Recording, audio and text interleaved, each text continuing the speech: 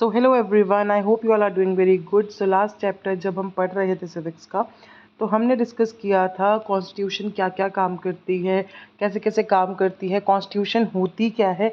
आज हम स्टार्ट करेंगे कॉन्स्टिट्यूशन के फीचर्स से। Alright, so the Indian constitution की फीचर्स। जब इंडियन नेशनल मूवमेंट हमारा स्टार्ट हुआ ना, और उसी टाइप जब हम फ्रीडम के लिए स्ट्रगल कर रहे थे, तो we were pretty much sure कि हम लोगों को इंडिपेंडेंस मिल जाएगी, will be free from British rule. So उसी दौरान हमारे जो ग्रेट कॉन्स्टिट्यूएंट असेंबली के मेंबर्स थे, उन लोगों ने उसी समय से अपना टाइम, अपना अटेंशन, अपनी प्लानिंग स्टार्ट कर दी थी कि कॉन्स्टिट्यूशन या हमारा जो देश होगा या गवर्नमेंट होगी वो कैसी होगी, फ्री इंडिया कैसा होगा। क्योंकि हम लोग एक ब्रिटिश रूल की अथॉरिटेरियन फॉर्म ऑफ गवर्नमेंट से निकल के आ रहे थे, तो इट वाज डिसाइडेड कि हम लोग अब डेमोक्रेसी बनाएंगे।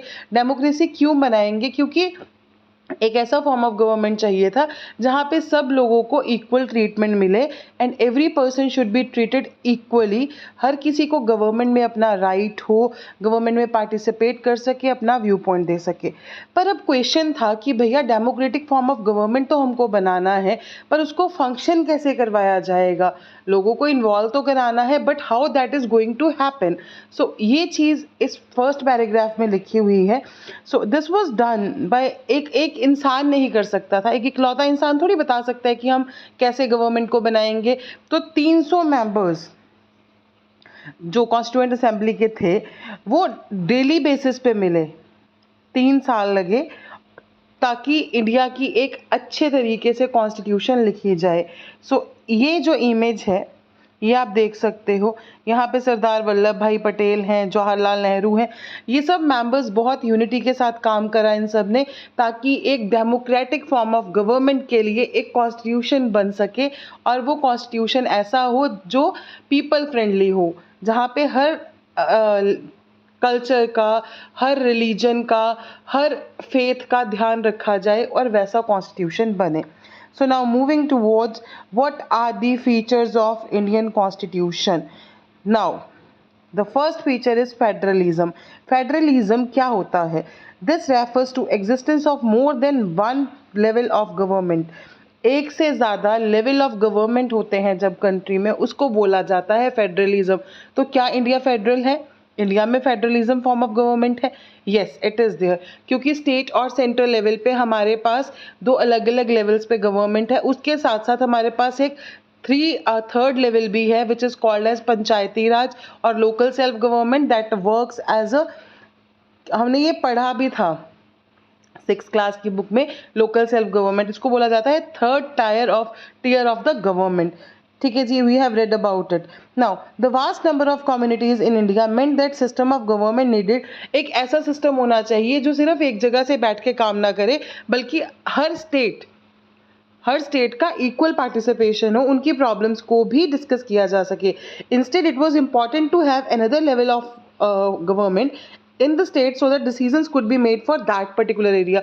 स्टेट लेवल पे भी होना चाहिए ताकि स्टेट्स की भी जो प्रॉब्लम्स हैं, स्टेट्स के लिए भी डिसीजंस लिए जा सकें। While each state in India enjoys autonomy in exercising power on certain issues, अब जो स्टेट्स हैं उनके पास कुछ चीज़ों को लेके they are free to decide about, but कुछ जो नेशनल लेवल के इश्यूज होते हैं, those things remain with central government only. Constitution contains list है इसमें दैट डिटेल द इश्यूज। हर टायर ऑफ गवर्नमेंट जो है उसके इश्यूज डिस्कस किए गए हैं, कौन से इशू पे कौन सा level of government is going to act and present the different laws. जैसे स्टेट लिस्ट है, नेशनल लिस्ट है, कॉन्करेंट लिस्ट है, then last is residuary powers. तो हर लिस्ट में इट इज मेंशन्ड कि कौन से सब्जेक्ट पे कौन सा लेवल ऑफ गवर्नमेंट काम करेगा। Now, in addition, the Constitution also specifies which tier of government get money from the work that it does. कौन सी गवर्नमेंट, कौन सा level of government is going to take money from the work. Under federalism states are not agents of federal government, but their authority draw their authority from constitution as well. Federalism में state सिर्फ एक helping hand नहीं है, state is not an agent but it has authority as well. All persons in India are governed by laws and policies made by each of these levels of government. अब state में हो सकता है कोई rule पास हो जाए पर वो सेंट्रल लेवल पे ना हो, बट सेंट्रल लेवल पे जो लॉ आता है that is applicable to state governments also. Moving on, parliamentary form of government, different tiers of government जो हम पढ़ के आए हैं उनके रिप्रेजेंटेटिव्स होते हैं, स्टेट के रिप्रेजेंटेटिव्स, देन सेंटर में स्टेट को कौन रिप्रेजेंट करेगा उनके रिप्रेजेंटेटिव होते हैं, उनको कौन इलेक्ट करता है, हम लोग इलेक्ट करते हैं, we people elect them. Your class 7 book began with the story of Kanta who was standing in line to vote during an election. 7th class की बुक जो थी वो वहीं से स्टार्ट हुई थी जहाँ पे कांता की स्टोरी थी। Constitution of India right guarantees universal adult suffrage for all the citizens. अब ये क्वेश्चन हो सकता है what is universal adult suffrage. कोई भी पर्सन जो 18 ईयर्स और 18 ईयर्स के अबव है उसको वोट करने का राइट है, इंस्टेड ऑफ द फैक्ट कि वो किसी भी कास्ट से हो सकता है, वो किसी भी क्रीड से हो सकता है, किसी भी रिलीजन से हो सकता है, किसी भी जेंडर का हो सकता है, that hardly matters. Universal adult suffrage means every person who is citizen of India and is of 18 years और above, he has right to vote, he or she has right to vote. When they were making the constitution, members of constituent assembly felt that freedom struggle had prepared the masses. Freedom struggle ने ही लोगों को, masses होते हैं लोग, उनको prepare कर दिया है यूनिवर्सल एडल्ट सफरेज के लिए। और इससे क्या होगा, डेमोक्रेटिक माइंडसेट लोगों का एनकरेज होगा, बढ़ेगा, and break the clutches of traditional, जो ये पुरानी सोच थी ना कास्ट कलर जेंडर हायरार्कीज, इनसे लोगों को हटाएगा। This means that people of India have direct role in electing their representatives. Also every citizen of country, उसका सोशल बैकग्राउंड क्या है, वो इलेक्शंस लड़ भी सकता है।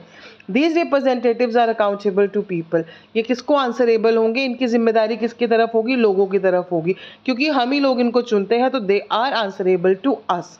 और इसके बारे में हम यूनिट 2 में पढ़ेंगे।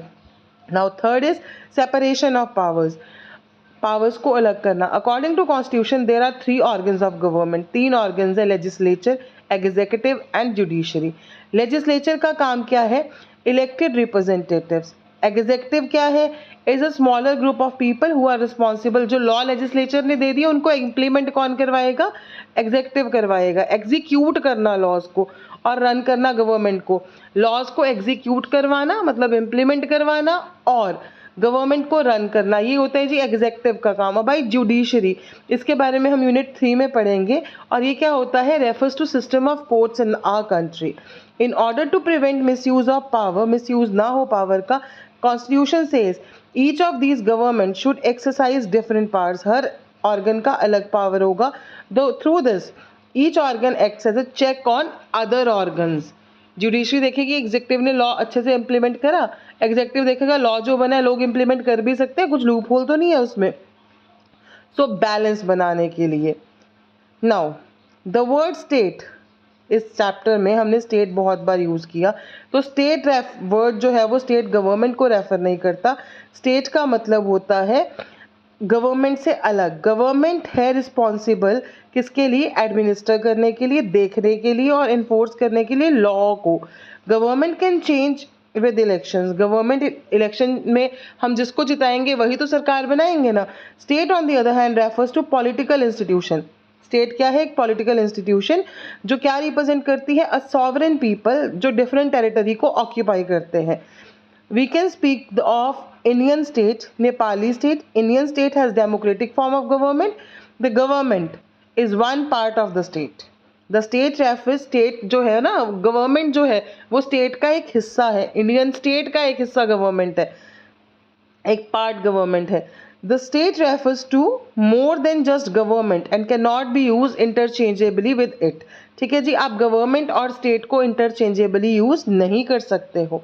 Now fourth one is fundamental rights and I am 110% sure आपके एग्जाम में fundamental rights से क्वेश्चन आएगा ही आएगा। हिंदी में इसको बोला जाता है मूल अधिकार। फंडामेंटल राइट्स क्या है, वो राइट्स जो एक इंसान को जीने के लिए, हैप्पीली सर्वाइव करने के लिए, इजीली कंफर्टेबली सर्वाइव करने के लिए इंपॉर्टेंट है। The section on fundamental rights have also been referred to as conscience of Indian constitution. Fundamental rights क्या है, कॉन्साइंस है, होश मिलाने वाला, basic. Colonial rule had created a certain suspicion. Colonial rule से क्या हुआ, स्टेट के माइंड में जो लोग रहते थे अलग अलग देशों में, उनके दिमाग में एक सस्पिशन, शक पैदा कर दिया।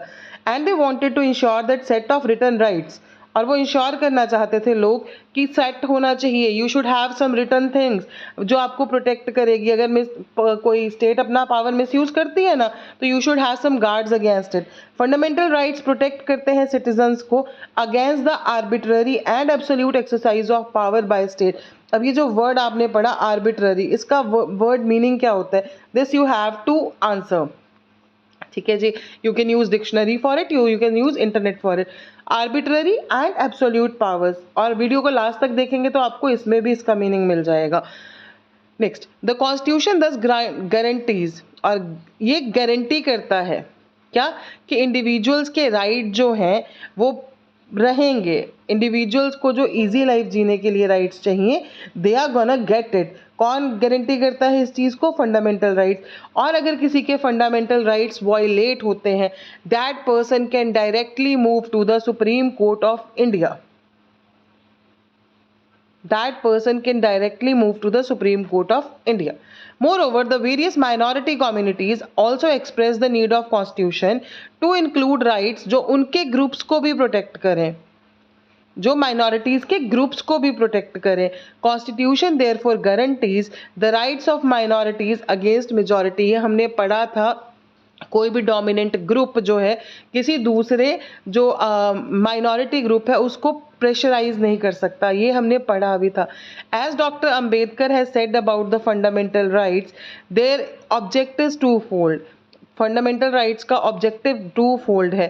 पहला, कि हर सिटीजन इस पोजीशन में हो कि वो उन राइट्स को क्लेम कर सके। दूसरा, these rights must be binding upon every authority, हर बंदे के ऊपर ये एप्लीकेबल है, बाइंडिंग है, जिसके ऊपर पावर है कि वो लॉज को बनाएगा।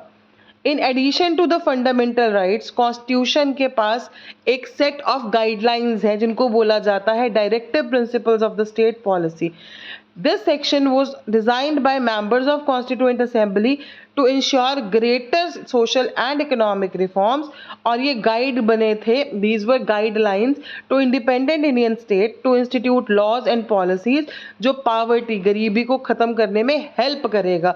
Now remember two things, there are two different things, one is directive principles of state policy, another one is fundamental rights। ये जो दोनों rights है ना, फंडामेंटल राइट्स और directive principles of state policy, ये दोनों इनके सेक्शंस हैं।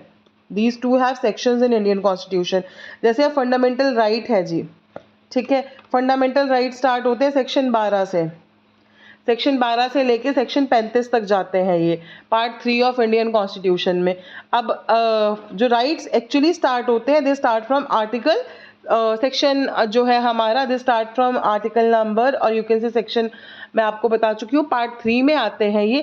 They start from article number 14 जो राइट स्टार्ट होता है, उससे पहले इनका मीनिंग और इनकी डेफिनेशन आती है। सो you should know this thing, it is very very important for you all that you know this thing कि ये जो फंडामेंटल राइट्स हैं या जो डायरेक्टिव पॉलिसी प्रिंसिपल्स हैं, ये इनका काम क्या है, ठीक है जी।